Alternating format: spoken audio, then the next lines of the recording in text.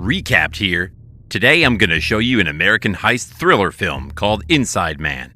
Spoilers ahead, watch out and take care. It centers on an elaborate bank heist on Wall Street over 24 hours. A man named Dalton sits in an unidentified cell and narrates how he has committed the perfect robbery on a Wall Street bank without being caught.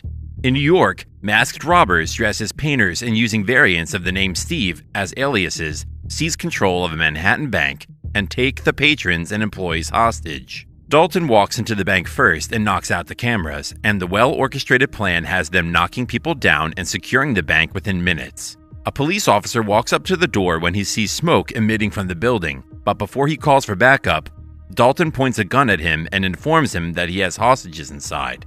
Dalton also added that he'd begin to shoot the hostages if the police came.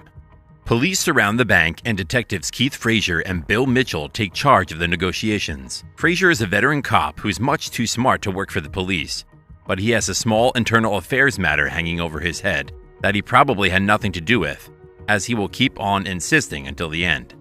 The detectives are seen rushing to the bank and stepping inside one of the vans to talk to Captain Darius, who's in charge of the scene. He tells them that no one knows the number of suspects or hostages inside the bank yet.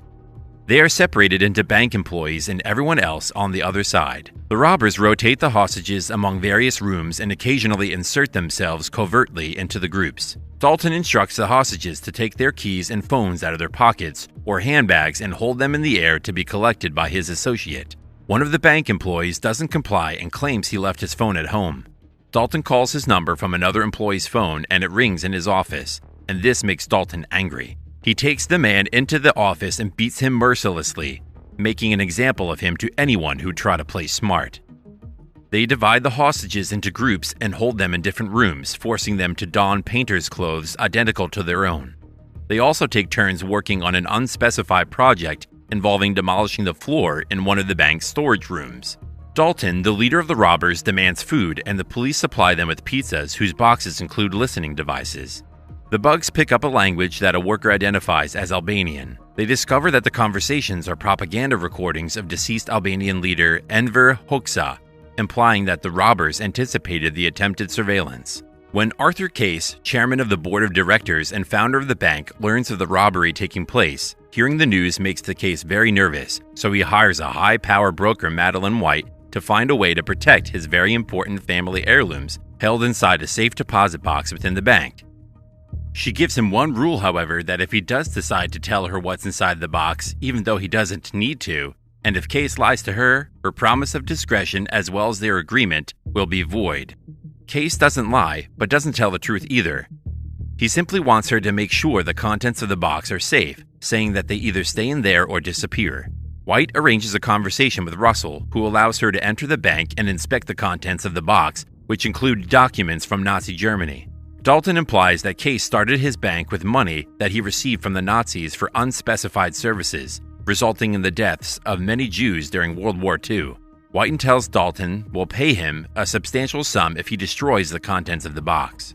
Frazier demands to inspect the hostages before allowing the robbers to leave, and Dalton takes him on a tour of the bank.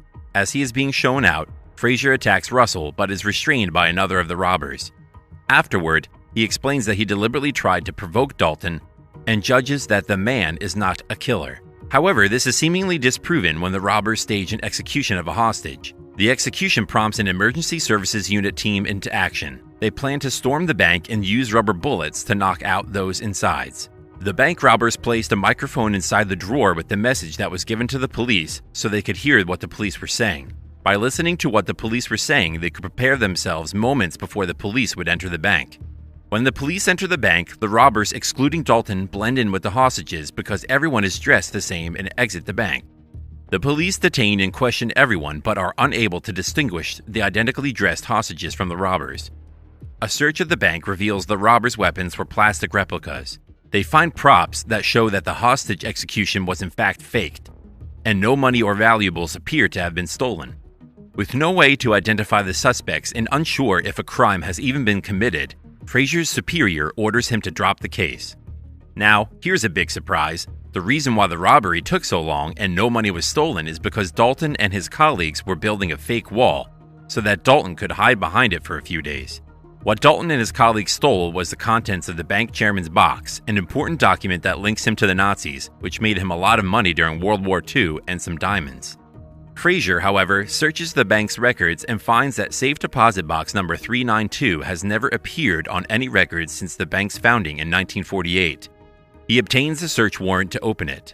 He is then confronted by White, who informs him of Case's Nazi dealings.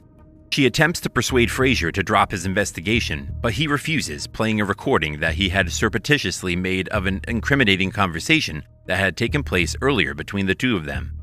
White confronts Case, who admits that the box contained diamonds and a ring that he had taken from a Jewish friend whom he had betrayed to the Nazis. Dalton left a Cartier diamond ring in the box for Frazier to find with a note that says, "Follow the ring." Frazier investigates the ring and figures out that it's linked to the bank chairman. He talks with the chairman but gets no answers about what he had inside the box. Dalton repeats his opening monologue while hiding behind a fake wall the robbers had constructed inside the bank's supply room. Dalton remained inside the bank with mysterious diamonds and walked out a week later just like he said he would, leaving clues to the bank owner's nasty Nazi past.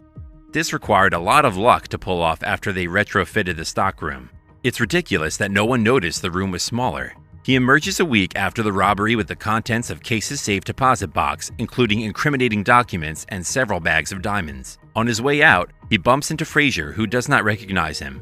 He exits the bank and enters a van filled with his conspirators, some of whom have been questioned by the police. When Frazier opens the safe deposit box, he finds a ring and a note from Dalton that reads, "Follow the ring." Frazier confronts Case and urges White to contact the Office of War Crimes issue at the State Department about Case's war crimes. At home, Frazier finds a loose diamond. Frazier realizes that Dalton slipped the diamond into his pocket when they collided during Russell's escape from the bank.